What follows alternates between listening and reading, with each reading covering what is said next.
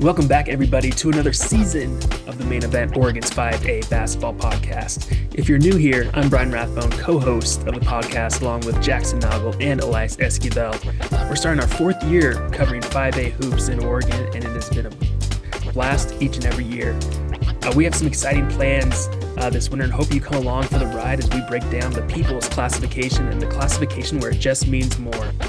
You can find us on Twitter at 5A Main Event and on Instagram at _main_event 5A and wherever you get your podcasts, Apple and Spotify, really.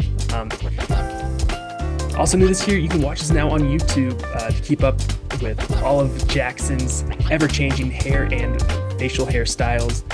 We're starting this year off with conference previews, and we're diving into the Intermountain Conference today, and helping us break it all down is our friend Dylan Anderman of KTVZ. So let's dive right in. All right, that was good. Fellas, we're just a couple weeks away from the basketball season starting. December 3rd is the date. If you're new here, this is the Main Event Podcast, and I'm Brian Rathbone, and I'm joined here with Jackson Noggle, as always, for our fourth year. Jackson, it's good to see you, man. It's great to see you too, Brian. You're checking if everyone was ready. I said, I'm more than ready. I'm used to this by now. And you said also we're more organized than we ever been. And that's very true. We actually had a plan coming into this episode, a full breakdown. Elias put together a fact sheet. So yeah, it's honestly pretty cool to see how far we've come in these many years at the 5A Main Event Podcast. But yeah, amped for another exciting season, and also amped to have a fun guest on today.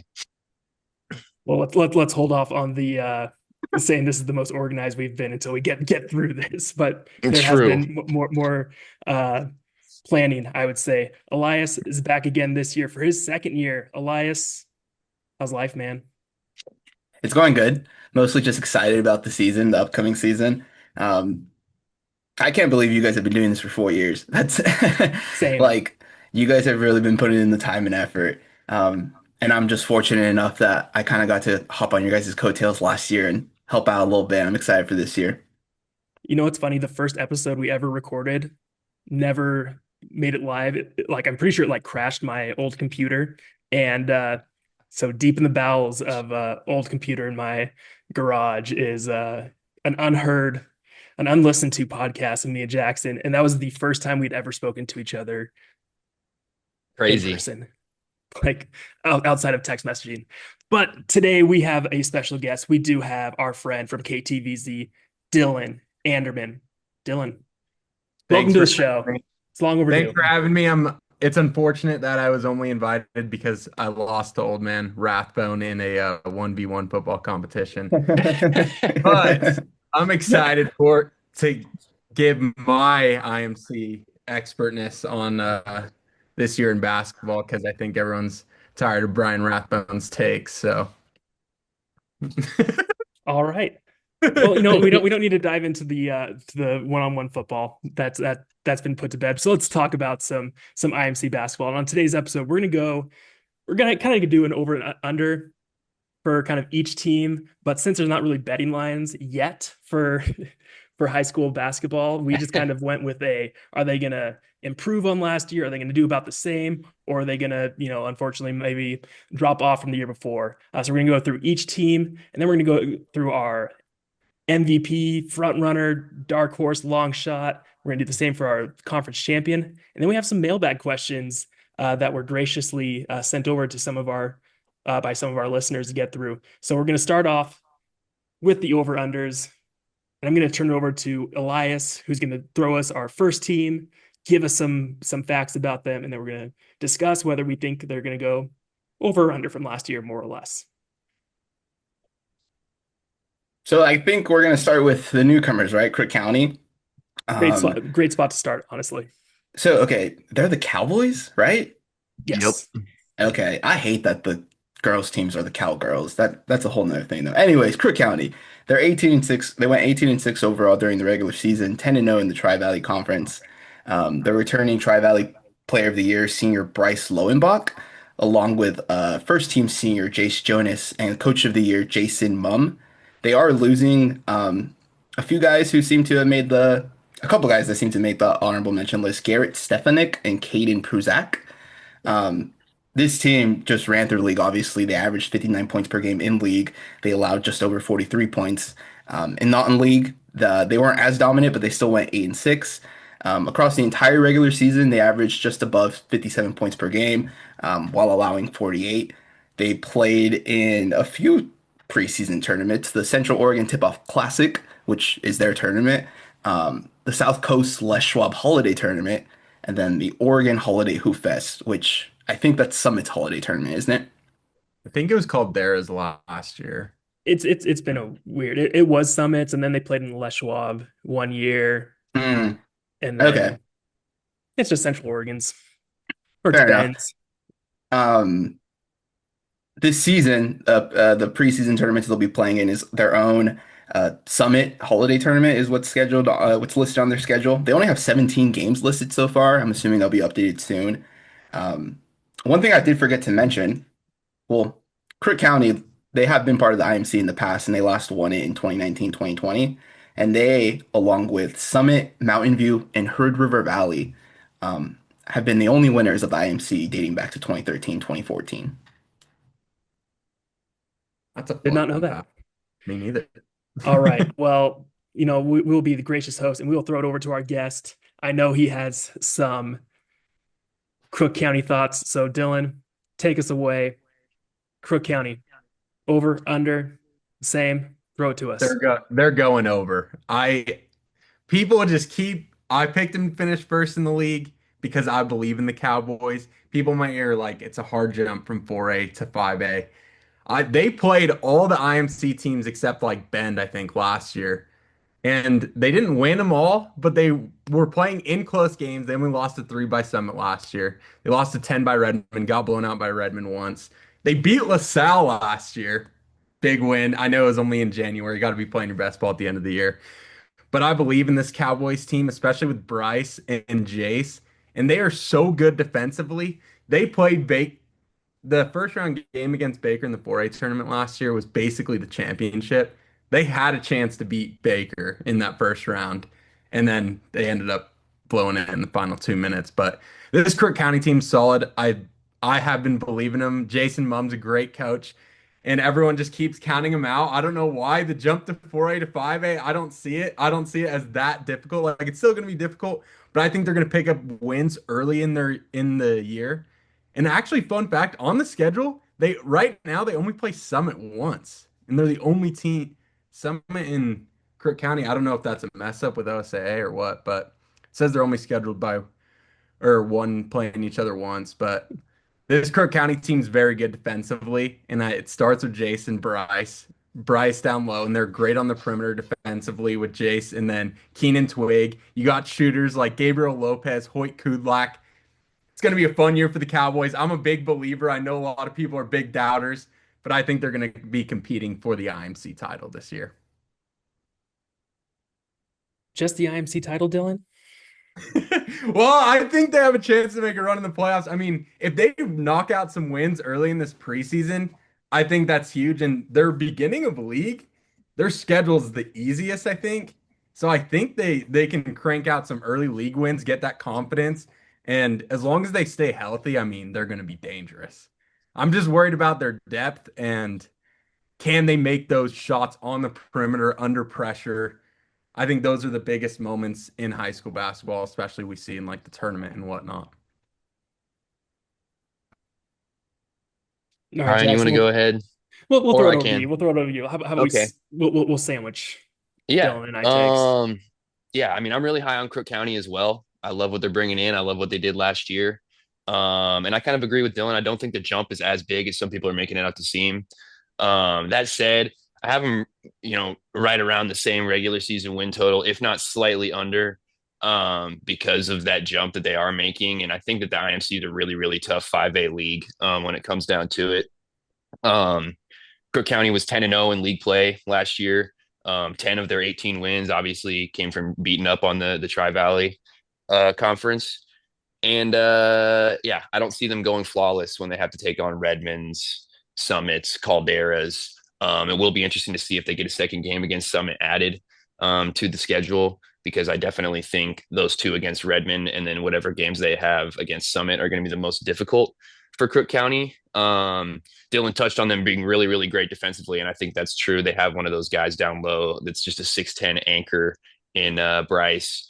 We've talked a lot about how big of an advantage that is at the 5A level in the past with guys like Liam Slattum for Woodburn. He was a huge part of that team's success the last couple of years, or I guess it's 2 years ago at this point. So yeah, I think Lowenbach is going to be a player to watch for 5A player of the year, to be honest with you. Super big presence inside, skilled offensively, great talent. But and so yeah, I could definitely see them getting hot and going over here and winning the IMC. But if I have to bet, I'm going to go on under just because I know I don't know more about Summit and Redmond necessarily, but I've seen these guys do it before. I've seen them compete in this league year in and year out. So yeah, I'm going with the safe play, but I do really, really like Crook County, and I'm excited to watch them this year. They could totally end up winning this league and just being a dominant presence. So I can't wait to see it. Take us away, Elias. Oh, okay. I see you want to go last. You want to like rebuttal everything Dylan said. Um, I'm just joking. I'm with Jackson. Uh, and Dylan, really both of you guys. You guys pretty much said anything I could say. Um, I do think they're gonna have. I do think they're gonna be a little over their 18 wins from last year, mostly because looking at their preseason schedule, it's weaker in my opinion than it was last year. Baker isn't what they were. Newburgh isn't very good. South Eugene. I don't know Jackson. I don't know how you guys will do at home against them. I got that matchup Uh, circled, by the way. but yeah, it just looks like a weaker preseason schedule. I don't anticipate they'll run through the IMC the way they did the Tri Valley. Um, but I don't know. It's hard to find a scheduled loss in their preseason, which is something you can usually do with teams. And alongside Ben, they retain the most continuity. I think that will matter. How much, I'm not sure, but I could see them, 19, 20 wins on the season. So you went over? Yeah. Yeah, I did. Okay. Yeah, there's such a tough team because they are making the jump. And here's where I'm going to refute something both Jackson and Dylan said. I do think it is a pretty big jump going from 4A to 5A on when you're playing in league play. I do think there is a sizable jump where it is, some of the top teams aren't going to be as, dominant as some of the really good 5A teams. So it's like, yeah, you know, they played some of the IMC teams close, but now like those games really, really matter where you're playing for, league titles, you're playing for playoff spots, you're playing for, playoff seeding. And I think that's just going to be a really big jump where they're maybe not going to, like if they go undefeated in league, that's going to be just such a huge accomplishment and really kind of catch me off guard. So that's why I had them under, just because, last year they were such a great 4A team. Like they're, top five, they finished fourth at the tournament. They give, the eventual state champion, its toughest match of the whole tournament, where I just like, how do you even like compare like what they did at 4A to what they're going to do at 5? And so if I'm just going, are they going to be, if they're a 4A team, one, we're not having this conversation about them, but secondly, we're probably talking about a team that is one of the favorites to win a state championship, a team that's going to, repeat as, Tri-Valley champions, who might go undefeated again in league. But I think it's going to be really hard in the IMC. And as Dylan mentioned, their 1-2 punch is as good as you're going to see maybe around the state with, Bryce and Jace, great players, but it's maybe the depth that's really going to be tested for Crook County. So I have them like slight under, just because you're comparing to last year where they're one of the best teams. I still am very, very high on this team. I can see them, playing at Linfield here in 4 months, about 4 months. So, we'll see. It's a tough slight under for me, but I still think this team is going to be competing for an IMC title spot at Linfield. But they set a high standard for themselves last year in 4A. So it was tough for me to come up with it. Just wanted to add some quick context. From the coaches we have heard back from, I don't think any of them have Crook County as the number one. They're very Oh, that's true. consistently they're very consistently at 2 and 3. Yet to be ranked number one though. Yes, that's something I forgot to mention at the top. Yeah, we sent out some surveys to all the coaches, and we heard back from quite a few, including majority of the IMC, and that is a good point, Elias, is that Crook County was two or three in all of them. Because everyone's scared of Summit. I have some more. We'll get We'll to get there. more We'll get there. survey info. We'll get to more survey info. Don't you worry, Dylan. All right. Anything else to add to Crook County? We should move on to our next team. Jackson says move along. Elias, who do we have next? Up next, we have Bend. It was a tough season for the Lava Bears. They went 9-14 overall, 1-9 against IMC. They're returning no All League members, losing a couple of them. Uh, Cash Hadenhauer was second team, and Caleb Unruh was honorable mention. Uh, it was just a tough time getting like putting the ball in the bucket, honestly, for Bend. They averaged just above 57.5 points per game in league, but they were allowing nearly 69 points per game. They lost their first 8 league matchups, so that really put them behind, obviously. Against non-league opponents, they were okay. They went 8-5. And their performance against non-league opponents is really what boosted their overall regular season averages. They averaged 60.57 points per game and allowed 60.7. They played in the Crook County tournament last year, and this year they're also playing in the Crook County tournament. That's the only preseason tournament they have listed on their schedule so far. You want to go ahead and give us your pick for him? Me? Yeah, I go will, ahead. yeah. Go for it, Um, Elias. I have them over 9 wins, but not a lot. Like 11, 12, I think is maybe the max that they're looking at. It just seems feasible due to, I mentioned earlier, the retaining pieces they are bringing back. A lot of their team, at least assuming everybody comes back, shouldn't have much turnover. I think they lost like 3 or 4 seniors. Um, I don't know. 1-9 in league. I think that happens when you're like at your lowest point. I don't think it could get much lower. Of course, they could go winless in league, uh, but I don't imagine that happening. So I have them around like 11, 12 wins overall in the season. I think I'll point out they did have a 1 game improvement in league play last year. Oh, Yeah, and a hey, 9 win improvement overall from the year before. so 2-10 is right there for them. Yeah, I should I go? Yeah, good. I have Bend winning 4 IMC games because I think it was 4. But Wow. the thing about Bend is Spencer Dildine's going to be really good for them this year, I think. But the thing about Bend is most of their team is just filled with athletes and not hoopers, if that makes sense. Because there's like I mean, you go Caden Cooper, Lewis Knapp, Isaiah Krause, Max Duncan, like all those guys, their best sport is either football or baseball. And then they kind of just are great athletes. But as we've seen the last couple of years, like Elias said, they struggle to get points, put points on the board. But I think I have them going over just because their preseason schedule is easy again. They return most of their team and I don't necessarily think Cash leaving or Caleb leaving is going to hurt them that much because I think Spencer's going to be able to be the number one option. I think Max Duncan's going to be actually pretty good this year at the point guard position. The thing about Bend, I don't think they shoot the ball too well and they lost Cash. So a lot of their points are going to be in the paint, and that's tough when you're in the IMC overall. But I'm just interested for this Ben team. They've been talking in my ear a lot this offseason, so I feel like I'm higher on them because of that.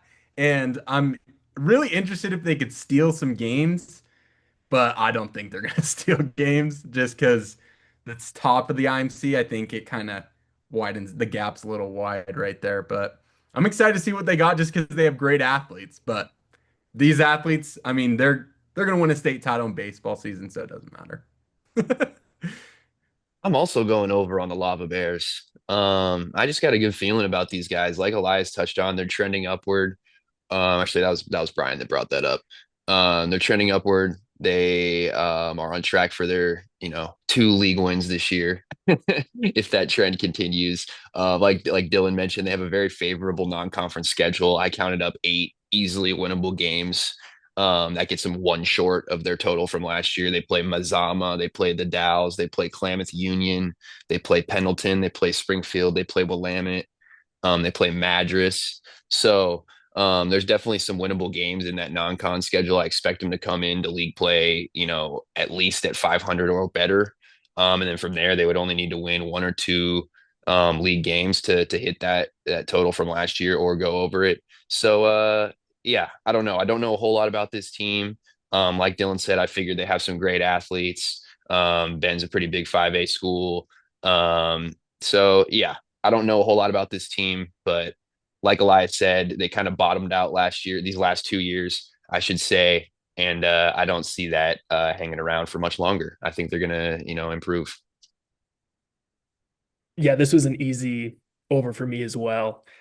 Um, Mainly because I think they're going to do more than win one game in the IMC like they did a year ago. And honestly, I'm like kind of surprised that they didn't steal a couple more last year because watched them a couple times in the preseason. And they looked like a competent basketball team. I saw them take on Summit, granted early in the year, and they were up double digits on them at one point. And Summit kind of needed a really kind of late rally to pull that one out. So like honestly, I was surprised that Ben finished 1-9 was it last year, like 1-11 in the IMC. So yeah, I see them getting at least a couple more games. And I think the last couple of years, one of the things you can kind of attribute to Ben kind of dropping off in some sports is the opening of Caldera really hit Bend probably the hardest of all the schools, where a lot of would be Bend athletes were over at Caldera, and I think we're kind of regressing back, or kind of getting back to a little more balance, where you're going to have more of probably the you know athletes that Ben's probably more accustomed to having, going to bed rather than going to the new school that's opened. I know they're really high on this freshman class that they have, so maybe that not this year, but maybe a year or two down the road, we're going to see Ben kind of getting back to fighting for playoff, or fighting for a tournament berth like the first year we were doing this podcast, Jackson. I was gonna say, I don't think people realize how much Caldera affected Bend, just because like Ben used to be good at everything when I was in high school, and now it just everyone went to Caldera, shiny new thing out south, and it killed some of their. But like you said, I think they got a lot of good athletes, freshmen, incoming freshmen, sophomores that gonna make the difference. Also, real quick, I think Cooper Jimenez and Kingston Clark are also players to look out for. Kingston, I think, was their best player in JV last year. I don't know how good he is, but Cooper Jimenez also put up good minutes for them, so they could be a little dangerous this year. I'm just saying, sleeper. Don't sleep on the Lava Bears, as we have been saying for years on Never. this show. All right, next up, Elias, who you got? We got Ridgeview, who a lot of coaches in the league seem to be very high on. They were consistently a top sort of the conference standings, um, which is interesting because they didn't have the greatest season last year. If we just look at the numbers, they went 10-15 overall, 3-7 in the IMC. They are returning the Defensive Player of the Year, Gavin Lunin, um, after losing 3 other All League members, Brady Molenberg, I think is how you say his name. He was Meilenberg. Meilenberg. He was a bucket. Jackson Hurdle, Logan Kakamura. Um, Nakamura. so three losing 3 all league guys. Last year in league, they scored 62.6 points per game, while allowing 66.4. They were 7-8 against non-league opponents, including I think they had that big time win over Woodburn in the preseason that had us all excited last year. And Um, LaSalle. They had like yeah, that three, and they beat South Albany. They had that 3-game stretch. that 3 game stretch where we believed, we really did. Um, Against the non-league opponents, they put up just under 63 points per game across the entire regular season, while allowing 63.28. Um, they played in the Crook County tournament last year, along with the McNary Holiday tournament. This season, they're playing in the Kaiser Candy Cane Classic at McNary. and Summit's holiday tournament. Great name. Facts. This Well, was an easy over for me. I'll jump off here. Yeah. Um, I've been let down by the Ravens before, and not really let down. Obviously, I'm not someone that matters being let down, but after that 3 game stretch, like we mentioned, where they beat South Albany and they beat LaSalle and they beat Woodburn, where it's like, oh man, the Ravens are here. And, obviously, put them in, pretty high up in our, rankings pod. And then I believe that very same night they had one of the just all-time worst games like possible, where just nothing seemed to go right and just could never recover. Like I was surprised just like that they finished, as low as they did, only winning 3 games. But you mentioned Gavin Lunan coming back. That is as good of a player as you'd hope to have coming back to kind of build around it. What's kind of crazy is he finished second in the like player of the year uh voting last year, which was caught me off guard. That he finished that high, because that Reggie finished, second to last in the conference, which just kind of goes to show just the kind of the impact he had as a sophomore. Um, and he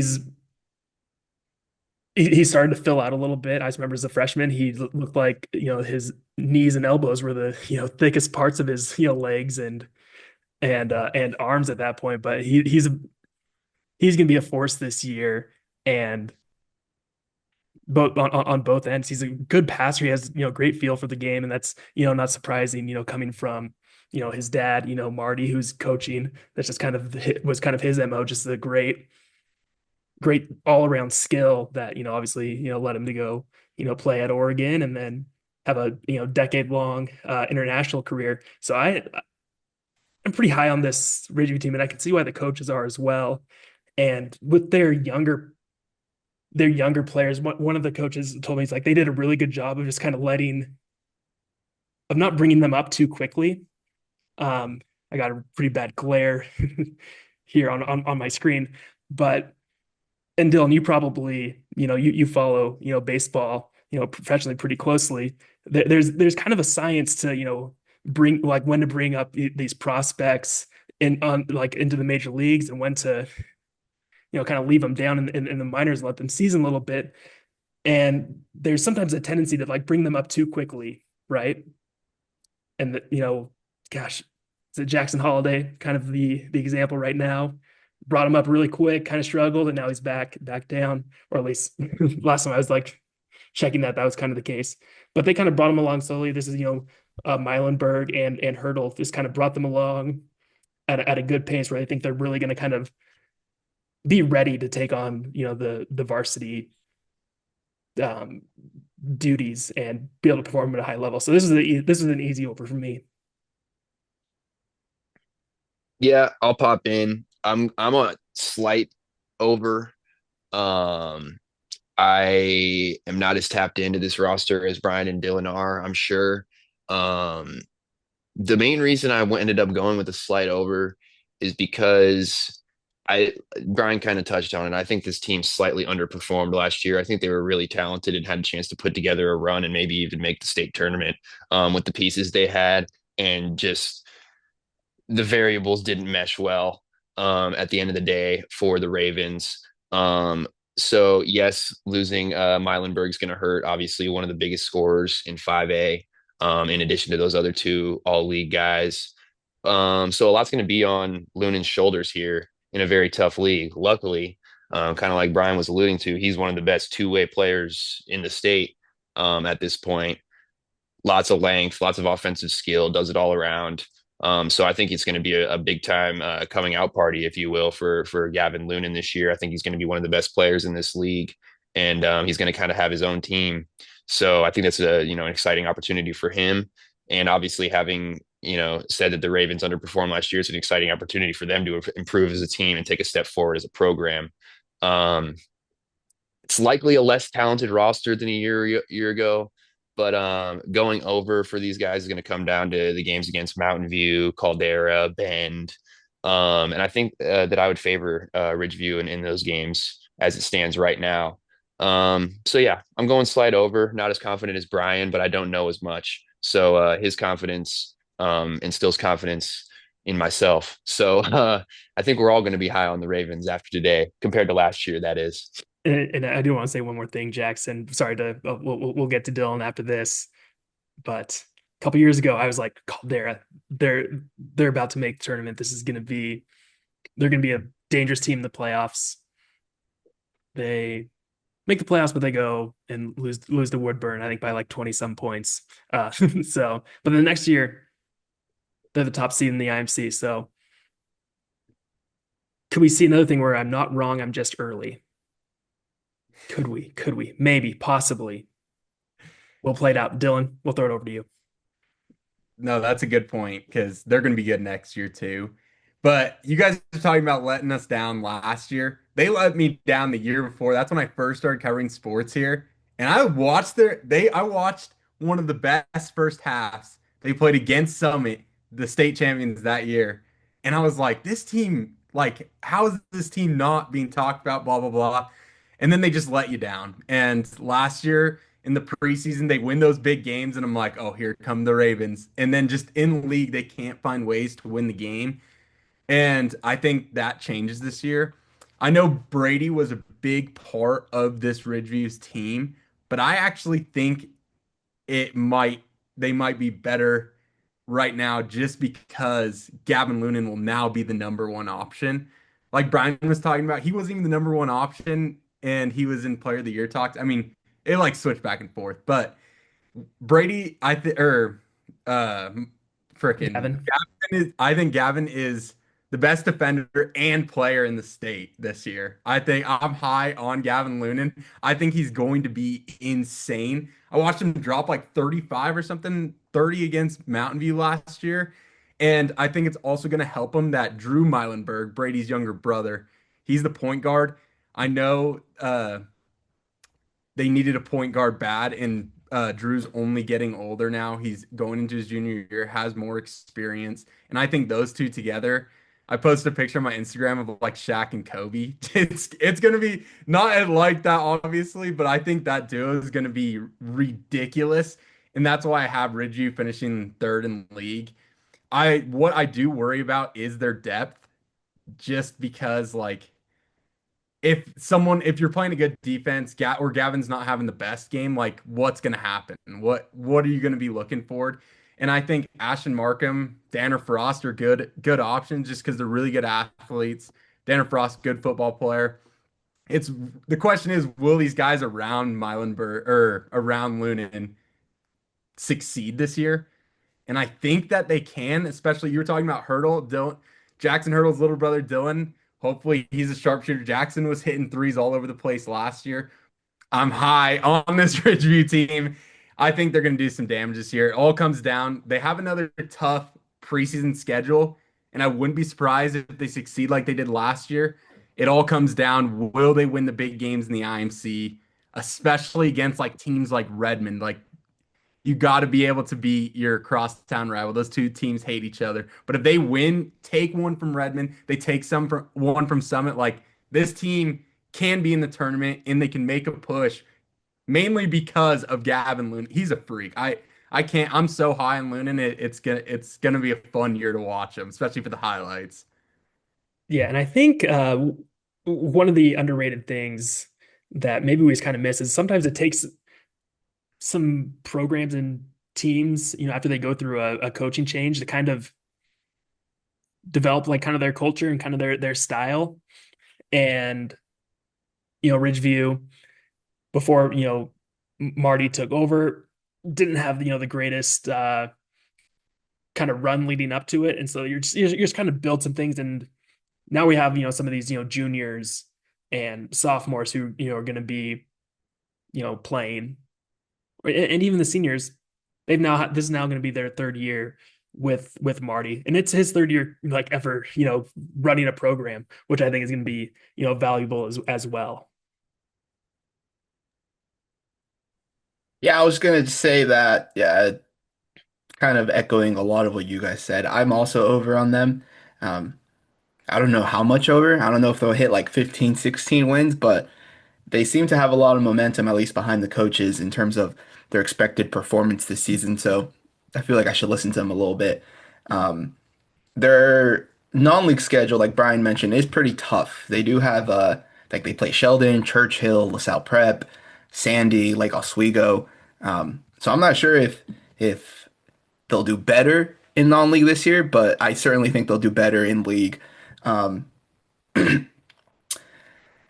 oh man, what was the one thing I was gonna say? Oh yeah, Meilenberg last year, he was just such. I think he was like one of the top scorers in the state. Um, And while he did a lot for them, I think he maybe made them a bit predictable when you just have one guy overwhelmingly leading the team in scoring. Their shot diet, I imagine, is going to change quite significantly. I think what they should hope is that hopefully Gavin Luna just doesn't become Meilenberg in the sense where you can just game plan around him, and there's not many other threats on the court. That's kind of that's like my one concern I have is how well those other guys will step up and play. But I'm like cautiously excited because of what happened last year. But I do think they'll be in the top three.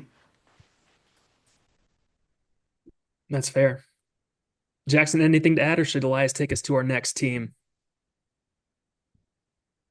I think we're good to go. Go ahead, Elias. Everyone's a Let's little high on the see. Ravens, though. I'm It's gonna telling be a you, fun year in this conference, man. Gavin's that good. That's why I'm high on him. I love guys that can play defense, man. People forget that that's like half the game sometimes. Yeah, I think I watched a game where he literally had 6 blocks against Mountain View. It was the most ridiculous thing I've seen. All right, Elias, where are we going to next? To Mountain View, actually. To Mountain View. Um, Here we go. They went 10 and 14 overall last year, 3 and 7 in the IMC. They're returning no all league members, losing two in Mason Chambers' first team and Jace Brewer, who was an honorable mention selection. They scored just under 54 points per game against league opponents. They allowed just under 61 points per game. They went 7 and 7 in their non-league schedule. Across the season, they averaged 54.3 points and allowed around 60. They played in the Holiday Inn Invite at Wilsonville High School, I think it's what it's called. The South Coast Les Schwab Holiday Tournament and the Oregon Holiday Hoop Fest. This season, they're going back to Wilsonville for that tournament. They're going to play in Silverton's tournament along with Summit's tournament again. The last time that Mountain View won the IMC was in 2017, 2018. So it's been a pretty long time since they were able to lay a claim to the throne. I can start off here. First, 2017-18, that was my senior year. I went to Summit, if you didn't know. And Mountain View beat Summit. Game winner, like half court heave over the guy's head, banked it in to win the IMC. It was crazy. But this year, Mountain View, I think the number one question is what are they without Mason Chambers? I mean, he scored so much last year. He was electric. And they have guys like Charlie O'Connell, Quinn Goey, and Brody Meyer returning. But I mean, I'm going under from last year just because what is their offense going to look like? I did hear that they have a lot of good young underclassmen players. I don't know. They might get some varsity minutes this year, but I guess we'll find out. I think that it's going to be interesting to watch Charlie O'Connell this year just because he is a good shooter. And I want to see him as the number one option. It's really intriguing to me. But I'm still just low on this Mountain View team. I have them under Ben just because I mean the loss of Chambers and Jace Brewer, like you're saying, I think that's just it's too tall of a task to come back from. I'm betting plus money on this team. I'm going with the push. Exactly, exactly 10 wins. Um, no, I don't know. I think they're going to be around the same level. Obviously, Dylan is more informed about Mountain View than I am, so I could be off pitch here. But yeah, it's hard for me to go either way because I don't really know enough about them. But last year they didn't return any all league guys, and Chambers ended up emerging as this big time scorer. Finished 10 and 14 on the season. I can't see them being much better than that, returning no all league players again. But I could definitely see them being right in that same range of wins. It's Mountain View. They have solid athletes. I expect them to have solid depth.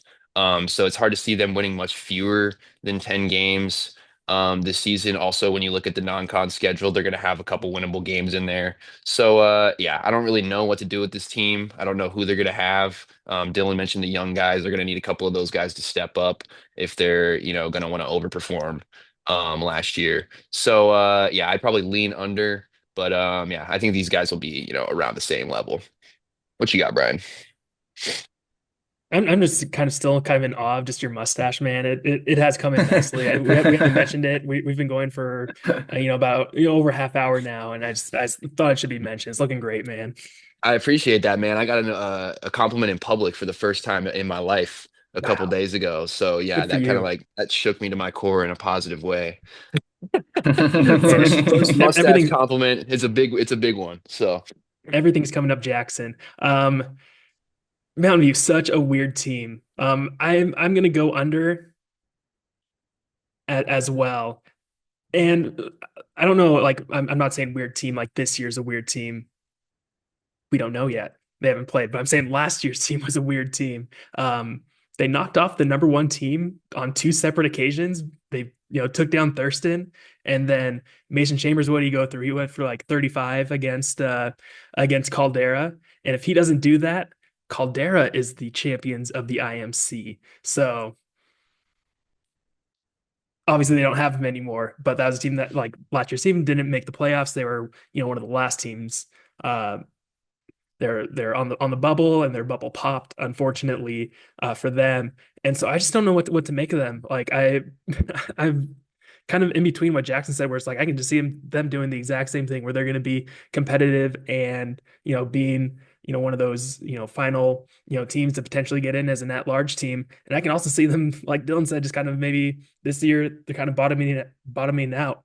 And kind of another thing that's gonna potentially hurt them maybe at the beginning of the year, and this has kind of been the case for at least for last year. They have multiple football players that are going to be playing at least until this Friday and potentially longer.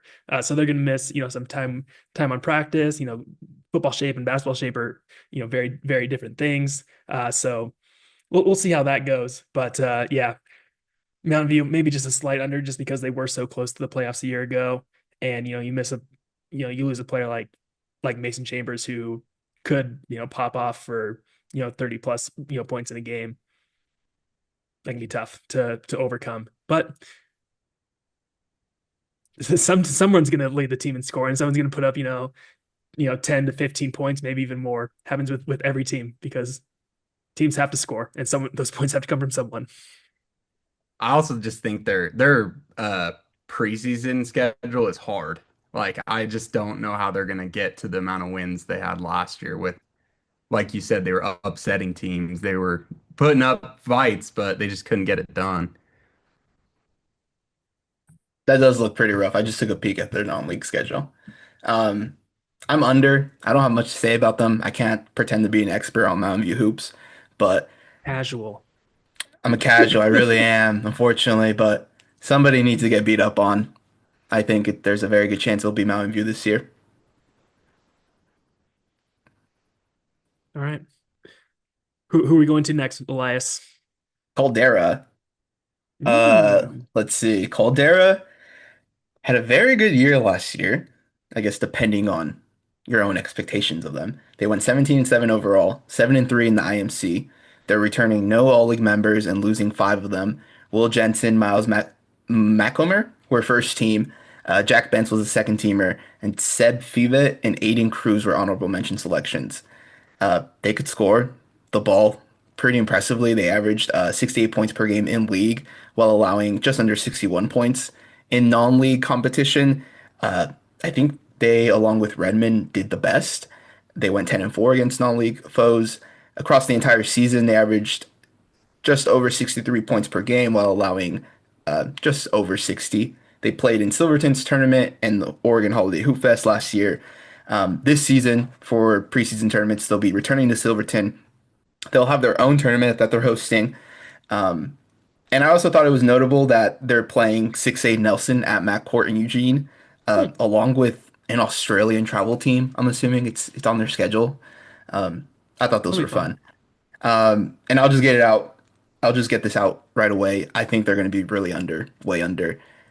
They just lost so much. It's this is going to be like I assume a retooling year, a rebuilding year. Yeah, they I picked Colbert to finish last in the IMC, but that's just because everyone who played on this team is gone. Like Yeah, their main guys off the bench. I have no idea what this team's going to look like. We saw a couple of them come off the bench last year for some minutes, but I still didn't see enough to be like, but this also happened last year with Summit. They lost their entire team. All of a sudden, they're in the state championship game. But a lot of Caldera people are not happy with me picking them to only win 2 games in the IMC, I think it was. And all I keep hearing is about Gabe Perez. I think he's like a 5'10 guard. Apparently he's electric. And then you saw Carter Garcia, James Hill, Oliver Townsend, they got minutes last year. I'm really interested to see what it's going to be like this season. Last year they were so guard heavy, and then they would go try to feed Will. Like they had an identity, and this team is going to have to be totally different. Like they're going to have to play like Summit plays, like Redmond plays if they're going to want to win games. And I think their preseason is also very hard. So I'm just way under just because I have no idea what this team is going to look like at all. Sorry, Caldera fans. I know I upset all you guys, but that's just where I'm at. I do just want to jump in real quick because you mentioned Gabe Perez. He, along with James Hill, both made a couple coaches ranked them in their top five for like all league players. So Really? Yeah, I found that interesting as well, Elias. Yeah, James Hill and Gabe Perez. I think I remember James Hill coming in and getting in some minutes, but Dylan, I'm like you. I don't know a lot about these guys. I'm not getting to games early enough to catch some JV games to see how they're doing and um, or seeing at practice how good a lot of these players could be. These two, like you said, I have this written down as well. We were having kind of the same questions with Summit a year ago when when they lost everyone who was playing minutes uh, on their championship team. I also went under just because they set such a high bar for themselves a year ago. Um, they were the number people forget they were the number one seed in the tournament in a year where there probably wasn't a team that was really kind of deserving of having a number one seed. They just kind of got the they just got the number one seed basically. Even though they didn't win their league, they didn't even finish second in the league. They finished third, but still, That man, that Westland. that sun is bright. And now I kind of have to worry about this because we are putting these on YouTube now, but we will power through. Um, yeah, when you look at this Caldera team, they lost like their top six players off their bench. That's pretty much an entire rotation. Um, we had the Hill and Perez as kind of the two coming back. And I brought this up with Marty, and I'll bring it up with Evan Doherty as well. This is his second year, coaching a team as well. Like last year was his first year, like being a head coach of a basketball team, and I bet he learned a lot of lessons going against Sean Kelly, in that quarterfinal matchup of what it takes to like win and like be a really good program kind of year in and year out. So yeah, I have them under just because last year was like so great for them. They were a Mason Chambers 35 burger away from winning the IMC title, and they beat Summit twice. This is a it's a tough team to it's tough to say a team's going to drop off as much as they did, but they were so good last year. I just have such a hard time seeing them getting back to those heights when, as a program, they're still so young. Where we haven't seen like, all right, they can continue to like stack, years of success when a new batch of players is coming in. Yeah, I'm with you guys. Losing five all league players is just absolutely brutal. They lose essentially their full starting five. They lose a couple key role players off the bench. So yeah, I mean, I'm with y'all. I'm struggling to find where the offense is going to come from, especially when you compare it to last year when they were just sort of this not quite a juggernaut, but a really really strong team that was putting up a lot of points.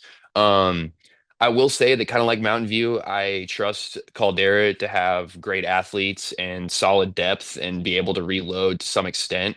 Um, so, I could see them being a solid team by the end of the year, but when you're throwing, five or six guys into these new varsity roles, it can take a while to get things going, especially when you're a team like Caldera that does have a somewhat challenging non-league schedule to open things up. So, yeah, I could see them limping through non-league and maybe the first half of league play, and then, figuring things out by the back end and pulling off an upset or something towards the end of the year. But yeah, it's pretty much a no-brainer to go under from last year when you consider just how good they were. Like Brian mentioned, the number one seed in the mix for the 5A championship, or at least in our discussions before the tournament, they definitely were. So, yeah, I'm going under, but again, another team I'm not sleeping on because I do think Caldera has great athletes and is going to, eventually turn this thing around. Just don't know when. Yeah, none of the coaches who filled out the survey had them finishing last. They were four, five, or six in all of that. So I said it's about right, which is a bit of a drop off from last year where they were, like I said, the Mason Chambers 35 burger away from winning that league title. So I've told some people this before, but they should write, thank you notes to Mason Chambers, just be like, hey man, thanks for that league title last year. Who did the coaches pick to finish last? Mainly. um Bender Mountain View. Okay. Okay. So where are we going to next, Elias? We got Redmond up next. Um, had a fantastic season until the postseason last year. They went 19-6 overall, 8-2 in the IMC. They are returning the Player of the Year, Wyatt Horner. Despite losing three other All League members, Ian Pearson, Jack Snyder were second team. Ukiah Monson was an honorable mention selection. They scored 64.6 points per game in league, while allowing just over 58 points. They had the best, I think, non-league record, going 11-4 against non-league foes. Across the season, they averaged just under 63 points per game, while allowing just under 56 points. They played in the Holiday Inn Invite at Wilsonville last year, along with the South Coast Les Schwab Holiday Tournament, and of course Summit's Holiday Hoop Fest. This season, they are returning to Wilsonville for that tournament, and they're going to be playing in the Summit Holiday Tournament. They only have 17 of their games listed, um, so it's kind of a little difficult to gauge. Uh, but I think we probably are all in agreement. I'm under. I I'm am. also under. Sorry, Dylan. I'm gonna pop in before the Ben guys, let you guys take over at the end. Um, I'm under. The main reason is because these guys have a really, really tough non-league schedule. They have to play at Silverton, at Jesuit, and against West Salem very early in the year. Three games that are going to be really tough to win. Particularly going on a road against Silverton and Jesuit, two really proud programs that are just tough outs every single season, especially at home. Um, and we know the IMC is a grind. We know that none of these teams are going to be easy victories. Even the Bens and the Mountain Views. We see this every year. Those teams are tough, tough teams to beat. Even the year that Ben was like 0-9 in league play, they were like within single digits in like four or five of those games, testing some of those teams. So yeah, I got Redmond on going under, despite having arguably the best player in the league in Horner. He's a really fun player to watch, just an all-around scorer, total bucket. Love watching him play. But yeah, there was such a solid regular season for them last year that it's going to be hard for them to win more than 19 games, especially when they're playing such a challenging non-con schedule. But that should have them tuned up for, the later IMC schedule and the postseason. So yeah, I'm excited to watch this team and see what they're capable of, especially, coming off the sort of the first round upset loss last year. They're looking for redemption. So yeah, what do you got, Dylan? Yeah, last year that playoff game for I don't think missed a shot in the first quarter. It was the most unbelievable thing I've ever watched. And as you guys know, the student section was dressed up as me, so I might be a curse. But They're calling it the um, the Dylan Anderman Night Massacre. That's what they've been calling oh, it. I could not believe. Of course, it had to happen. I couldn't believe what I was watching. Jackson Lawson was unbelievable. But Redmond, I almost put Ben above Redmond just because Ben's returning all these players. And then I'm sitting there and I'm like, why would I do that? Wyatt Horner is still on this team and he is insane. Like, he is going to be dropping maybe 25 a game. Sorry, my dog's making some noise. And yeah, I just think this team, it sucks because they lost their core, a really good core. They played together for a long time. But Reagan Gilbertson, he's a great coach. And they still have players that put up good minutes last year. I think I saw Jackson Mesman is banged up. I saw him in a boot. But they got him returning, Tatum Ashleman, if that's how you pronounce it, Brian. I don't know. And Mason You're the TV Zamp. guy. I just read. And I think Jackson and Tatum are really good shooters, and I think that's why they're still going to be pretty good. They have some JV kids that I think are pretty good that are coming up, and I think they're going to steal some wins from, like, let's say a Summit, let's say a Ridgeview, especially Ridgeview, Crook County, just because they're so physical, they're athletic, they press nonstop, they piss you off. Wyatt Horner on the court is so fun to watch just because he's in your face the whole time. He's talking crap. Like, this team is going to be exciting because they're going to be stealing wins. But I do have them under, obviously, just because of their main core being gone. But I still think that they're going to make the playoffs, be the fourth IMC to make the playoffs, just because of Wyatt Horner and how good of a coach Reagan Gilbertson is. It's a bold claim. Um, I did just want to say that even though I had them under, I think I don't think they're going to be terrible, and the coaches seem to agree. They have them around like 4 or 5. Yeah, this was a tough team to gauge because they did win like 19 games and they were the 3 seed in the tournament. And it just kind of goes to show just like how much just like making the tournament versus not making it can just like kind of warp a perception of a team. It's just like if they don't run into a buzzsaw on Dylan Anderman night, we're probably thinking like, of course Redmond's gonna, be back. Why like White Horners back, but they had that, one game where everything seemed to go right for Canby and nothing seemed to go right for them, that we're just like, oh man, there's going to be a huge drop off. But I will say with Redmond, and Dylan kind of pointed this out as well, that Reagan's a good coach, and I'm not going to disagree with that at all. I think he is a really good coach.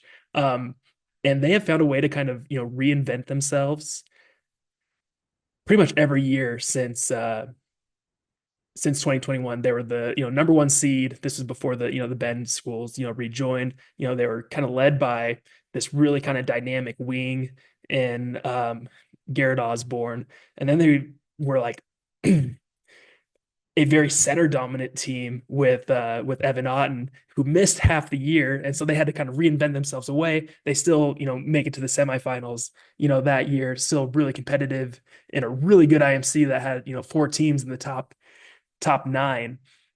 And then you lose Evan Otten and some of those really kind of key pieces, and Tanner Jones um and Nate Walks. And it's like, there's going to be a drop off, but here comes another batch of players, and Ian Pearson and Jack Snyder kind of coming in, and they're a small team. They're a really small team for like those last couple years.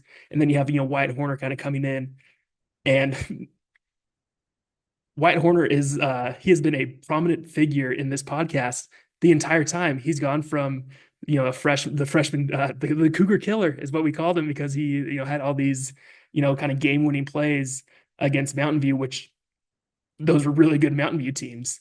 And he's turned into one of the best players in the state. And it's crazy that we talk about a team bringing back a player of the year. We're like, oh, it's easy under. I think it's gonna be closer than we think. Like I could see them just being right there, when we're getting to late February. So it is a slight under for me just because they did win 19 games, but I think it's gonna be a lot closer than than people think.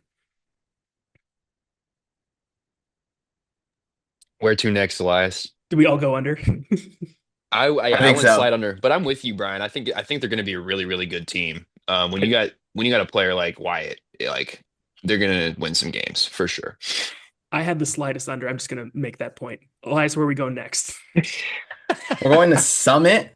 Ooh, last Um, one. Wow, we're Last one, yeah. A team that many of the some of the coaches in the league are still very high on. Um, yeah, that I mean, go ahead. not to cut you off, Elias, but before you go on, yeah, I was surprised that it was even between Summit and Ridgeview hmm on That who would that win the league title. that definitely surprised me too. We all know how the Storm did last year. They made an unexpected return really to the state championship. They went 17-8 during the regular season, 8-2 in the IMC. They're the reigning league champion. Um, they're returning no all league members. They lose three. Will Manfredi, first team, Ryder Grebe, and Rowan Blasi, both honorable mention. They scored 64.2 points per game in the league last year, allowed just over 55. Against non-league opponents, they went 9-6. Across the season, they averaged just under 54 points per game and allowed just over 47. They played in Silverton's tournament and their own, the Oregon Holiday Hoop Fest. This season, they're playing in the Battle of the Bridge tournament in Hood River, which I'm pretty interested in. They'll be going to Silverton, and they obviously have their Summit Holiday tournament. I meant to mention this earlier. A lot of these teams are playing in the Silverton tournament, which I'm frankly really excited about. I don't live too far from Silverton. I think I'm gonna have to go out there and watch some games. Back to the Storm. They've won three consecutive IMC titles, four straight league titles if you include the last year. Oh, If you include their last year in 6A, they won the Mountain Valley Conference, and they've won four of the last five IMC titles that they've been like eligible to win. Is I'm anyone going like, over. I'm yeah? going over. Um, Yeah, I'll pop in here. I just have unlimited faith in the Summit program. Like Elias just said, these guys win league titles like it's nothing. They compete for state championships like it's nothing. They're just one of those teams that's always there, seemingly at the state tournament. Maybe one of the top four seeds. They're typically just one of those programs. Um, and yeah, I think Foster Kettering and Matthew Tompkins despite not being all leaguers last year, are going to be some of the league's most talented players this season. I'm particularly high on Foster. I think he's a really talented offensive player, can kind of do it all on that end of the floor. And then, yeah, Matt Tompkins does it a little bit different than his brother, who was a perimeter scoring threat, but he likes to get it done inside. Great footwork, great touch around the rim. So I'm really high on those two guys. And then another guy I'm really high on is head coach Joe Wells and what he's been able to do in his first stint with the program here. I think he's kind of, got this. I expect him to have this program running like a well-oiled machine at this point. Last year, they had a little bit of a slow start to the regular season. But now that, he's had, some time to kind of establish his program, establish that, the preseason build up and the way they do things around there. I don't think we'll see as many early struggles. I definitely see this team competing for the IMC title and could easily see them making a run at the state tournament yet again. Go figure. The Storm are back. I'm in total agreement with you, Jackson. Um, I have them under though, mostly because, and when I mean under, like 17-8 last year, maybe they win like 15 or 16 games this year. The only reason is because we saw that last year they kind of had a slow start and really came on strong towards the end once the league play actually started. At one point last year they were 6-6. It's kind of what I envision this year again when you have guys like Foster Kettering and oh excuse me, uh, Foster Kettering. I think Andy Bledsoe is another guy who comes to mind. Um, they're just going to be in newer, bigger roles. It's going to be an adjustment period. But I like by the time league rolls around, yeah, I think I mean, they could go like 10-2, really, in my opinion. Yeah, I have them over. Same reasons for Jackson. I don't think they're going to struggle as much in the preseason this year. Joe Wells, second year head coach. And it's not like unlike last year, like Foster and Matt, they played a lot. Matt was in the starting lineup. Foster came off the bench. I think Foster's going to be a star this year, but it's also hard to say like stars on the Summit team just because they play so well, like all together. They pass the ball more than anyone. I'm like filming the games and I'm literally moving my camera all the time just because of how well they play together. We saw that against Thurston the first at the tournament. Kai Scally was the leading scorer. He had like 17 or something. That was crazy. But I think Foster Matthew and Andy Bledsoe are going to be an insane big three. They're going to work off those players a lot. And then you have guys like Abe Taylor, who is a good player. He saw a lot of minutes last year, and when he played, he was doing phenomenal. And then you got Owen Hill, and then also they got that transfer, Caleb Branch, I think, from Washington. I just keep hearing that he's an insane shooter, and that I mean it's Summits, so they're just gonna keep like one year they lose a whole bunch of guys, but they just reload the next year, and that's what's going to happen this year again. Because I heard a lot of good stuff from their JV team last year as well, and I just think I know they're pissed at me for picking Crook County to finish first in league, because especially after I picked Summit to finish fourth in the league last year. But I'm excited to watch this Summit team, especially because they are going to be. I think the difference is just like they're more athletic than most teams, and they play good team ball while they're also just pure hoopers. Like they're going to be able to shoot the ball. They're going to be able to score points in the paint. It doesn't matter. This team, especially if Andy Bledsoe pops off this year, I don't they might just mess around and win the whole thing. I mean, this team could be insane. I have a very high ceiling for them. I don't think the floor is very low. And yeah. So you have them finishing over despite not picking them to win the league. Yeah, but just over because of I think they're going to win more games in the preseason. I only Okay. ended up losing 2 games in league, one to Crook County, one to Ridgeview. Okay. Just want to make sure. It was an easy over for me at first, I thought, but then I was like, man, it's a really hard over to get to because like one, they won a league title. They were tied in the state championship game for in the final minute. They're almost there. It's like how can you like go over than that? But I did kind of look at the like peripherals and like you guys mentioned, I feel like this is gonna be a better team to start off the year. And I don't think they're gonna have to rely on tiebreakers to win the IMC this year. They are my IMC pick. We'll get more to that in a little bit. And you guys mentioned, some of these players they have, Matthew Tompkins is their only returning starter, and he's a fun player. He is a bit of a throwback, like you guys mentioned. He likes to get his points, down low. But I just keep harping back to, that Canby game. That final play that sent the game into overtime, they drew that up for Matthew Tompkins to take a shot. So I believe in his like outside shot. I think it's more than just the inside presence. He's really good at it, but he can't when they need a shot, they're going to drop a play to get him. Obviously, he makes a great decision to drive, kick out to Manfredi, overtime. Rowan Blasi hits the game winner in the closing seconds. And Dylan brought up a really good point: is that this is just like a program of hoopers. Really, it's just like you're not going to see these guys playing many other sports, at least like after like their freshman year. They might play some football or like run some track or whatnot, but eventually they are basketball players. And they have some fun players kind of coming up the pike up the pipe with Owen Hill and Dylan. You're gonna really love this player. Like I think so. Kevin Junkin, Mr. Manfredi, Mr. Shea Manfredi, Yeah. electric dunker. Really? Like he might only score a couple points a game, but they're going to be loud ass points that are going to like bring the house down. Just great dunker.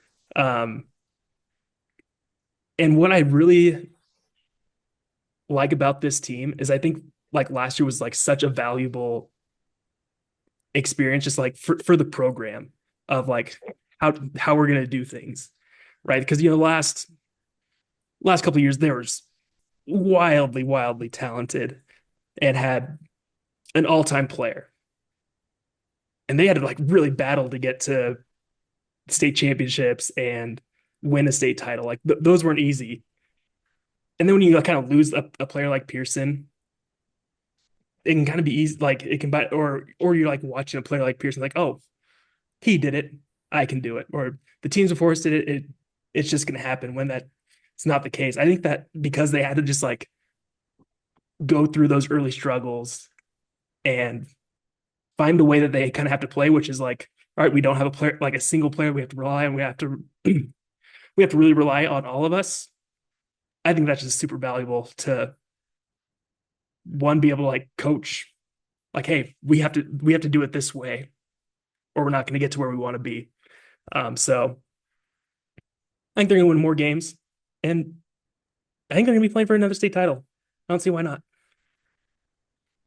I can't believe I'm the only one who went under. I'll have to live with that. Just Summit, man. What are you gonna do? They're just gonna keep. It's so crazy because like what they've have 5 league titles to their belt. Like 4 of those have come in the last 4 years. Like this was like an okay program for many, many years and just has recently just like popped off. Oh, when I was in high school, it was like lucky to get to the state tournament. And then all of a sudden, I go to college and I just hear about Julian Mora, Caden Harris, like, and all these guys going crazy. It's cool to see. So 3 overs and 1 under. Elias. Joe Wells is going to put that on the bulletin board. He's already got me on there. All right, so that concludes the long over under portion of the pod. We're going to move over into player of the years and league champions, and we kind of have 3 categories for each of them. We have our favorite, our dark horse, and our long shot for each of them. Do we want to start with champion or player of the year, fellas? Let's start with champion. Let's start with champion. I guess I'll go first. My Awesome. favorite, I mean, we just talked about them. It's the Storm. The Storm are kind of the favorite until somebody else can prove to me otherwise, basically, is how I think about it. They're kind of in the conversation with the Wilsonvilles of the world in terms of just being a dominant force in a program that's going to be hard to stop. Now, this year, obviously, they have to reload, and there's going to be some other teams competing there. But when it comes to determining a favorite, I don't think it's that hard in the IMC most years. My dark horse is Crook County. The new kids on the block. Who knows how they're going to look in a new 5A schedule with, obviously the IMC grind coming into play that we all know so well. But yeah, I like what Lowenbach brings to 5A as just a skilled 6'10" player that will be a mismatch for practically everybody. Because of that and because of the success they've had recently, I could totally see them coming through and winning this league. My long shot, I was torn between Ridgeview and Redmond. I ended up going with, probably was more of a long shot after hearing Dylan and Brian talk up Ridgeview. I'm going with Redmond as my long shot pick. I think they have probably the most talented offensive player in the conference in Wyatt Horner. He is the type of guy that can elevate a team essentially by himself. I've seen it happen before. I've seen this guy hit clutch shots, clutch buckets, do it at all 3 levels. So I think he's going to be a guy that's practically unstoppable on the offensive end this year. And for that reason, I think that Redmond's capable of pulling a couple upsets over those top teams. Is it likely? Probably not. That's why they're my long shot pick. But I definitely think it's possible because they have such a talented offensive player in Wyatt Horner that can score the ball against anyone. I can go. Yeah, my champion, Crook County. I just love the Cowboys. Just they're returning basically their entire team. Everyone who put up important minutes besides like one player to this team, and I'm really excited to see what they're capable of. And even though I'm hyping them up on social media, all this stuff, I still think teams are going to sleep on them for some reason. And I think that's going to be all of a sudden they're going to look up and they're like, oh, Bryce Lowenbach has 15 points. Jace Jonas has like 10 and 10. And then you got guys making shots around the perimeter. They're just gonna be good, and I believe in them. I think Jason Mum is an underrated coach, and I think they play a lot like Redmond, and how Redmond plays is just amazing. So I think that's gonna help them out a lot, especially with stellar defense. And then my dark horse is Ridgeview. I mean, I'm high on Ridgeview. I think that they have a really good shot at winning it as long as their players can step up, as long as they have some production coming from their bench. And if Gavin Lunan is what I think he's going to be, I think they have like a pretty good shot to win it. And then Redmond is my long shot just because like I don't think they're as talented as these other teams, but they will steal wins. And I think that if they steal enough, you never know. But that's why they're a long shot, just because they're not as talented as a year ago. So I'm excited to see what Wyatt Horner's gonna do, just like the number one option. They might even run him like at point. I'm not even sure what this Redmond offense is gonna look like, but it's gonna be exciting. Maybe a lot of off ball for him too. I'm with you, Dylan. I got Crook County as my favorite. I think they have arguably the best player in the state. Bryce Lowenbach, I'm excited to see him like live in person for the first time. Probably the most excited I've been to see a player since Pearson, I think. Um, for my dark horse, I went with Bredman because of kind of where the coaches seem to see them. Um, and at least to me, it would be pretty unexpected if Redmond won. Um, who knows though? Maybe Wyatt Horner just goes absolutely insane and just has like I'm sure he's pissed off about football. Maybe he just lets it all out in basketball. Um, and for my long shot, I had Ridgeview, mostly because when I think of favorites in the IMC, I think of the Crook counties and the summits. If Ridgeview won one league, it would surprise me more so than probably Redmond, to be honest.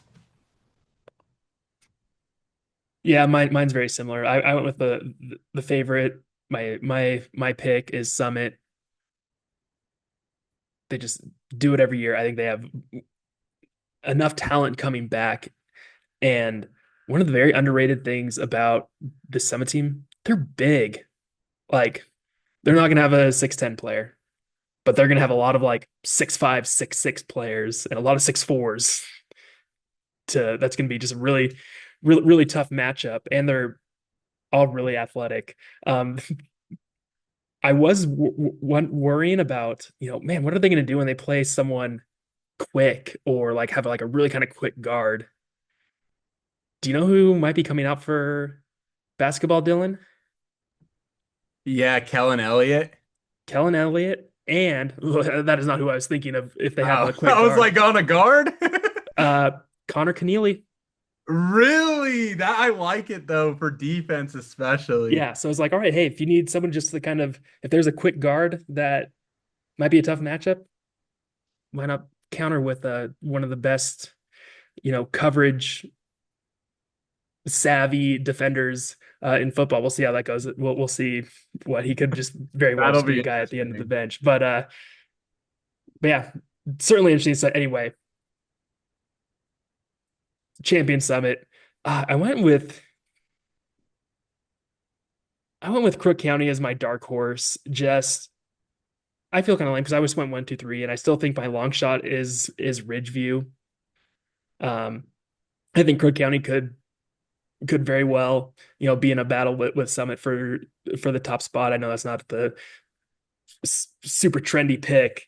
And then I went with Ridgeview as a long shot just because outside of Gavin, there's kind of a lot to prove. And if they can make a jump from going from a 3-win league team to a league champ, that'd be quite the jump, I feel, even if it is just kind of boring how I kind of see the 1, 2, 3 going. Because like all the others, it'd be like, I mean, I don't gamble, but those odds would have been like betting the Panthers to win the Super Bowl like back in Oh August. my God. Hey, Bryce Young season, baby. What would those odds have been in August, Dylan? Bad.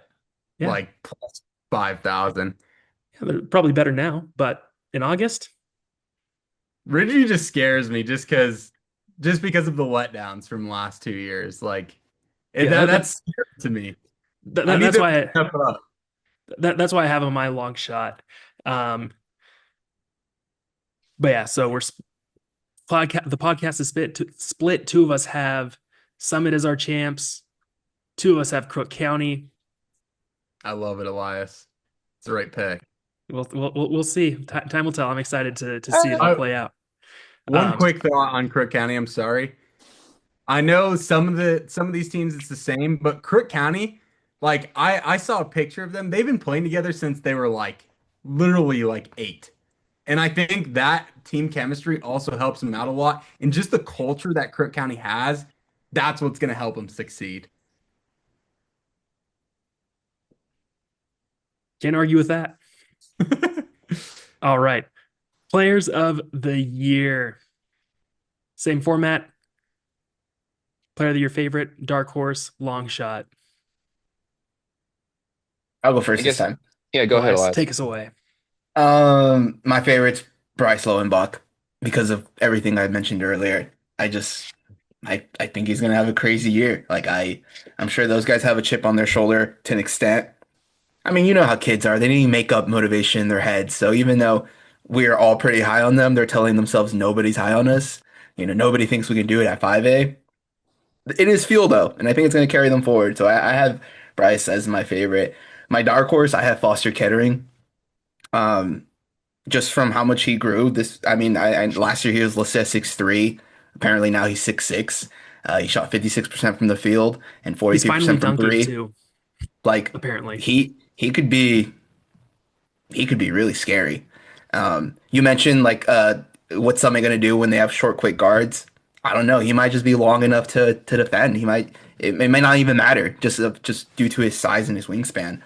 Um, So yeah, Foster, he's definitely a kid I'm gonna be keeping my eye on this year. And for my long shot, I went with Wyatt Horner. If he has the year of his life and he gets Redmond, top 2, top 3, I don't think they'd give it to him because coaches probably don't want to give a kid back-to-back player of the years, especially if they're not like the top team. And I don't know if Redmond's gonna be that. Uh, but yeah, I put him in there. Like if anyone else won it, I think he has a chance of just willing his team forward and deserving the nod. Yeah, this category was tough for me because I think there's a lot of player of the year candidates in the IMC. So it's kind of hard to categorize them.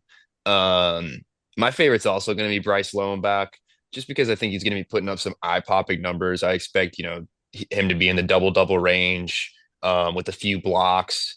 He can also pass the rock pretty well. Going to be drawing double teams, obviously, which is going to probably lead to some easy offense for Crook County. So I see him just being a center of attention and a big time stats guy for them. So that's probably the easy favorite pick. Dark horse for a similar reason. I'm going with Gavin Lunan. He's a do-it-all guy. He does it on both ends. Like Dylan was saying earlier, he can really block shots. He can also really score, really pass. So yeah, I think him and Lowenbach are going to be the stat sheet stuffers. And that stands out obviously a lot when we're talking about a player of the year race. And then for the long shot, I mean, I honestly think it could be two guys that Elias mentioned. Wyatt Horner, obviously a proven scorer, proven bucket getter, has proven that he can be the number one guy on a good team.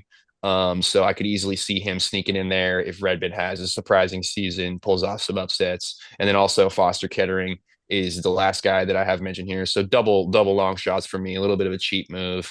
But I really, really like Foster's game. Hearing that he grew to 6'6" is pretty incredible. I didn't even know that. But I'm expecting him to take a pretty big leap this year. I think he has a lot of promising offensive tools in terms of becoming a number one, number two type scorer.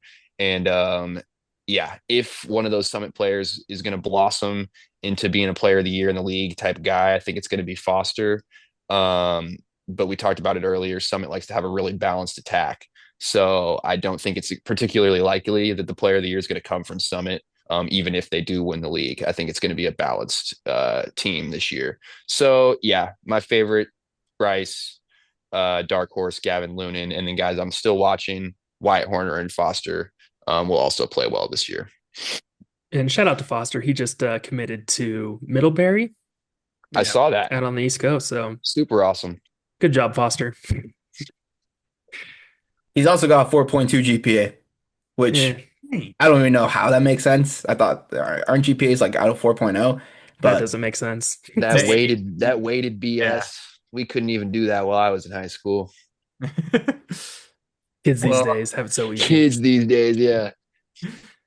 I'm gonna go with player of the year, Gavin Loonan. He's gonna Ooh. win player of the year and he's gonna win back-to-back defensive player of the years. That's how good he is. I'm probably the highest on Gavin Loonan out of anybody. Like he's ready to make that next jump. He's ready to be the number one option. I have literally I just watched Gavin Loonan highlights the other day from that I took just because I'm so excited to watch him play. And then my dark horse is Bryce Lowenbach. I mean, he might be a favorite. I just have him as my dark horse just because it's Crook County, new to the league. I don't think people understand how good he is yet. And I think he's going to dominate. But my long shot, that leads to same thing as you, Jackson, Foster and Wyatt. Just because if I think Wyatt can win it if Redmond is in the top two or three. Like we saw him Chambers last year. He wasn't going to win it just because Mountain View was fourth. If Redmond can somehow steal wins and get up there, and Horner's averaging 25 a game, one of the top scorers in the state, then he will probably get it or could get it. Depends on how these other players doing. And then Foster, same exact reason, Jackson. Summit is so balanced. We saw it with Manfredi last year, Ryder Grebe. Like, I think Ryder Grebe was even second team or something. And I Honorable thought, mention. oh Yeah, my, it and was Rowan ridiculous. Rossi was Yeah. He was honorable the too, right? Oh, it was ridiculous. But that I feel like that just shows how balanced they were because their stats weren't like eye-popping almost, which I mean, it was still ridiculous. But that's the only reason I have Foster as a long shot, or else I'd make him a dark horse just because they share the ball so much and the Summit team is just overall all good. Did you go, Elias? yeah. Okay, then I guess I'll round us out here. I also went with Gavin Loonan, and Ooh, if there's someone double who's Loonin. if there's someone who's high on Gavin Loonan, I'm a tick higher than the highest person on Gavin Loonan. I I think think you actually discovered Gavin Loonan first, didn't you? I mean, he was impressive as a freshman. I'll He let had Brian like Rath tell you lies, Elias. he had like very high level feel, and I don't want I'm not going to brag here, but eighth grade when he was eighth grade, that's when I started getting whispers from like these high level AAU, team like the team that Pearson was on, AAU, like their coach was just like, I really want to get Gavin Loonan when he was in eighth grade. So I think this is the year where it all just kind of comes together. Like freshman, he was a fun player where he looked like you can like tell he was a freshman, but you can also tell like he is very, very advanced for a freshman last year. And I keep just going back, like that was a close race in the voting, and Ridgeview won 3 games. So it was like even though they've won 3 league games, like he was right up there for potentially to be player of the year. And then I think that this year just kind of all comes together where you have just like the advanced feel for the game, and then now you have the athleticism kind of all coming together. Um, I still went with White Horner as my dark horse. I just think, oh man, when you're like player of the year and you had the type of season that he had, he's gonna come in like, you know what, I still run this. Like you saw what I did last year, and remember Redmond, they dealt with a lot of injuries last year, and we're still winning 19 games. And it wasn't just like it's not going to be like all the stats that kind of like, whoa, White Horner did this, scored this many points and whatnot. The dude was nails kind of in the clutch. I think those 2 Caldera games, one of the games he had a flu. He had the flu, missed a couple days of school before, comes in, hits the game ceiling free throws to win it. Another clutch game against Caldera, which ultimately kept Redmond in contention for league title. So I think you still got to take Wyatt as a serious threat in this. And then my long shot, I also went to Summit, but I went to Matthew Tompkins. Brother was I love it. a brother was a player of the year, a 6A player of the year. Um, in the Mountain Valley Conference, not the 6A player of the year, but player of the year at a 6A conference. I don't know. I was really just kind of blown away how good he was at the state tournament last year. And I think he's going to be really good. And if Summit's playing for a league title, like playing for a league title, I think last year was kind of an anomaly with how the league voting went, where they win the league with one first or second teamer. That's pretty rare. So if they're like I anticipate that they're going to be playing for a league title, I think one of those guys are going to be in contention. Totally in agreement. Foster Kettering could be one of those players, but I think Matthew Tompkins is going to be there as well. Good picks. We're all in agreement somewhat. Yeah, I think we all had kind of the Four to same five three. guys. But You're the only one who brought in Tompkins, though, and I like that. yeah, when I was going over these teams this year, it felt a lot like last year, but for very different reasons. So, like in the main event era, Jackson, it was like Pearson's probably going to win this. Like like the second year, it was like Yeah, no guaranteed. question. It's like not going to happen the first year. Because we didn't really know like how good Pearson was going to be when we were like doing preseason. Like we're just like, oh yeah, we think he's going to be really good.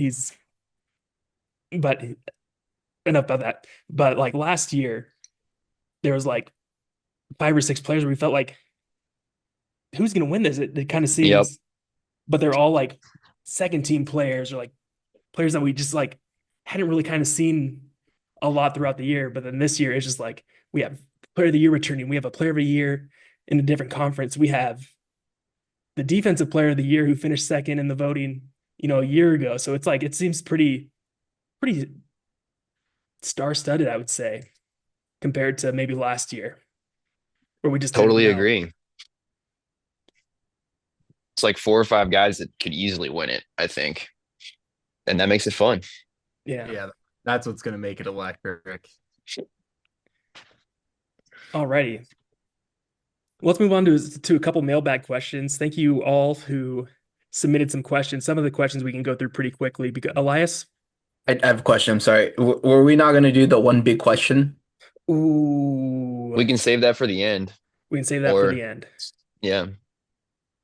Okay, so we have some mailbag questions. Some of them we can go through pretty quickly because we've kind of already answered them. But yeah, we have 5 questions. Thank you for everyone who sent in some questions. So let's get to these.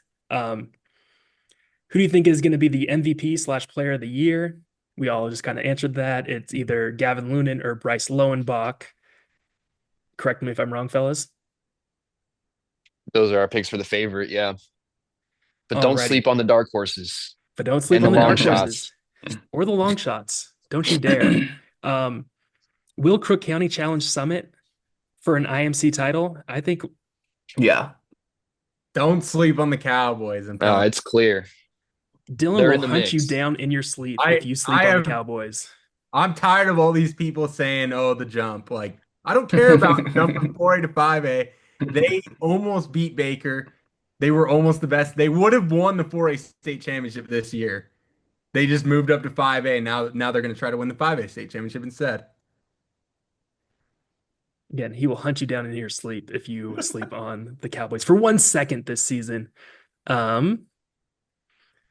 Let's see. That one game that's on the schedule should be huge. I don't know if they're going to end up playing Summit twice, but It has to be a miss schedule because every other team plays 12 league games. I went through it all, and theirs is only 11 with Summit, so that doesn't make any sense. I don't know why they would do that unless they were trying to cheese like 2 top 4 seeds in the bracket or something like that. But definitely got that one circled on February 17th. All right. I think I was gonna just say the first Crook County loss of the season. I think we should do an emergency episode for Out Alert just to see how Dylan would react to see if he would actually maybe hunt us down. I'm just telling you, when they start off 4-0 in league, everyone's gonna be like, "Oh, you're right." who were their first four games? Is it Bend, Mountain View, Redmond? Yeah, it was like Okay, I think they okay. start with Bend, goes Mountain View, Caldera, and then they're supposed to play Summit, but it's not there, so it doesn't exist. And then it goes to Ridgeview. Okay. Okay. Well, we'll see. Here's another question that was sent in. Over under 2.5 IMC wins for Ben. We kind of did answer that one. I went Over. over. Watch out for Spencer. Yeah. I Over. don't know. I don't know enough about Bend, honestly. I guess I'll go under. Sorry, Good. Blava Bears. So we Oh, got somebody on under. wow. Okay. Listen, the Ouch. IMC schedule's tough, man. And Okay. two wins is not bad, you know? Like they only won one last year, right? It'd be 100% improvement. I think it only depends on how good Caldera is. If Caldera is really good, they're not going over. If Caldera is like they're going over. Okay. Here's an interesting question. Will Crook County only scheduling one game outside of Central Oregon hurt or help its RPI in the rankings? I don't know who wrote that question, but it is a terrible one. I'm sorry, whoever did. It's one they're going to South Eugene or whatever, but they're playing in these tournaments in it's not like they're just playing teams in Central Oregon. Like they have these other tournaments they have these teams coming in. They're gonna I think they're gonna succeed in the preseason. Like I don't think it's gonna hurt their RPI. Yeah, I don't think the fact that they are home games is going to hurt them. I think more the teams that they're playing have the chance to hurt them. Like those games you don't want to drop. There's a lot of 4A teams in there, and Yeah.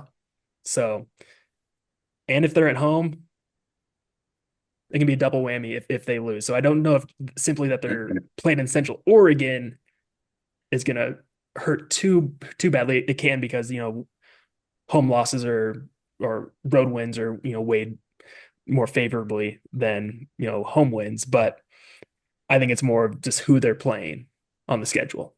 I agree. It's more of a classification thing.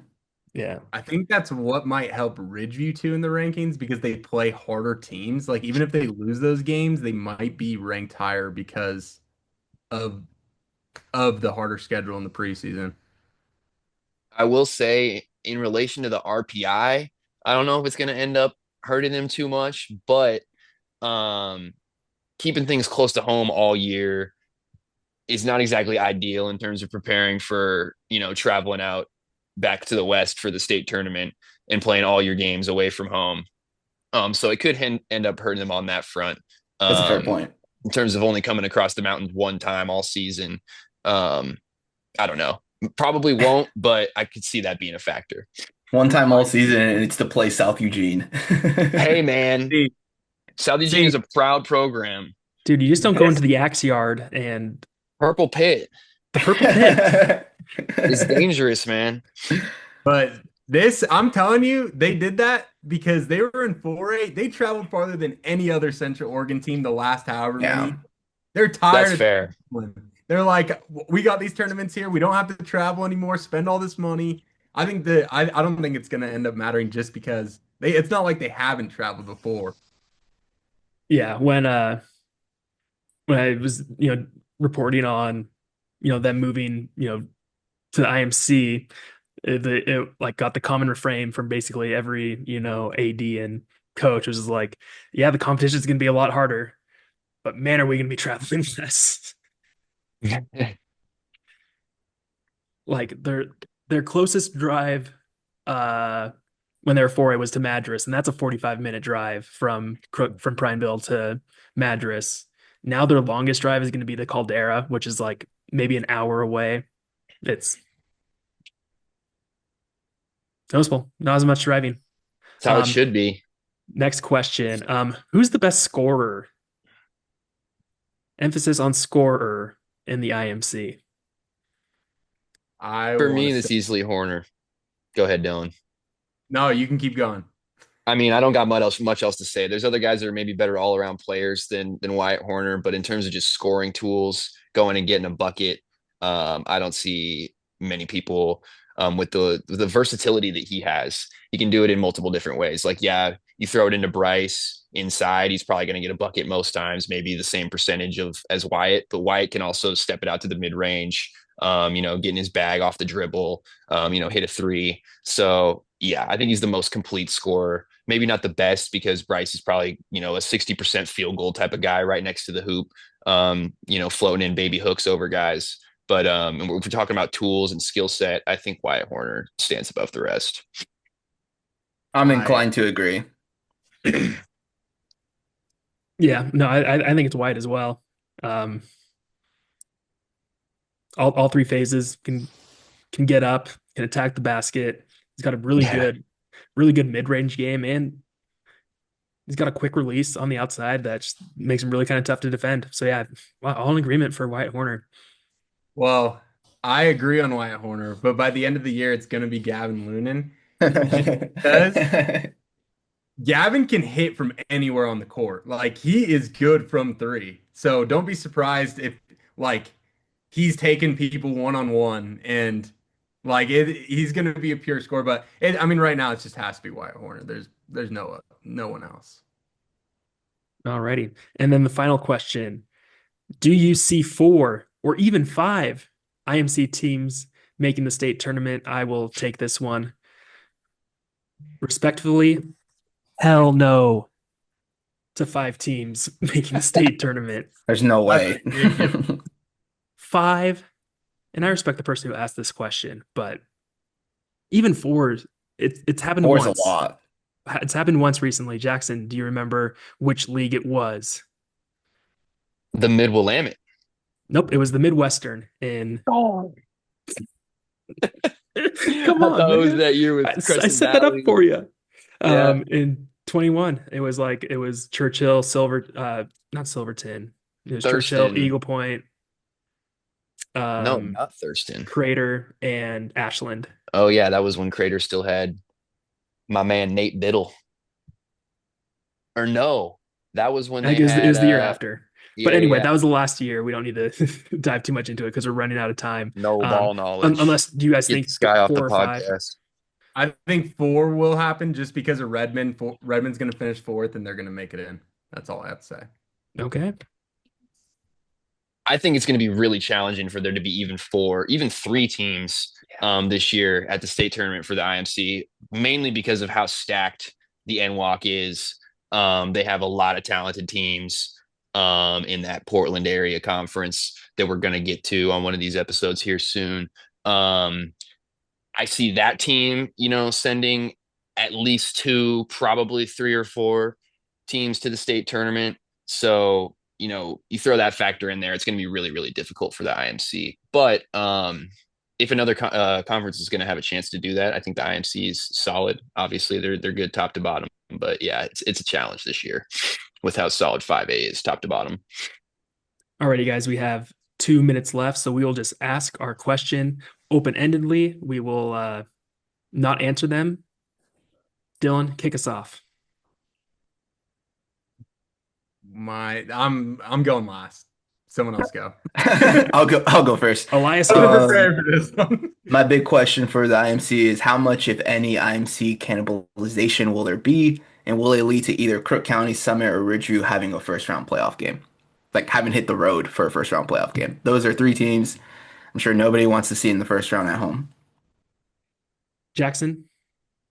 Yeah, my big question, can Crook County make the transition from playing against Molalla, Gladstone, and the Dalles in league play to playing against the Summits, the Redmonds, the Calderas, the Ridgeviews of the world? It is a jump. How big of a jump is it? We'll see. I guess I'll go next. I want to see if the IMC can reclaim the "it just means more" belt. I think the NWAC took it last year. I want to see if they can reclaim it. Dylan, you have 30 seconds. Will Ridgeview get over the hump and make a leap this year? Or will they be the same program? Alrighty. Well, he's Jackson Noggle. He's Elias Esquivel. I'm Brian Rathbone. Thanks so much to Dylan Anderman for joining today on the Main Event Oregon's 5A Basketball Podcast. We'll be back again soon to talk all things 5A hoops. Thank you, everybody. Your big question's so funny, Brian, because that was going to be mine, but I was like, no. I mean, if anyone should have that big question, it should be like Brian or something. Like, I thought of that. I was like, I shouldn't be the one to ask that. Well, thank you, Elias. The cannibalism was a good one. Ended our outro where Jackson gives the thanks everybody as our ending.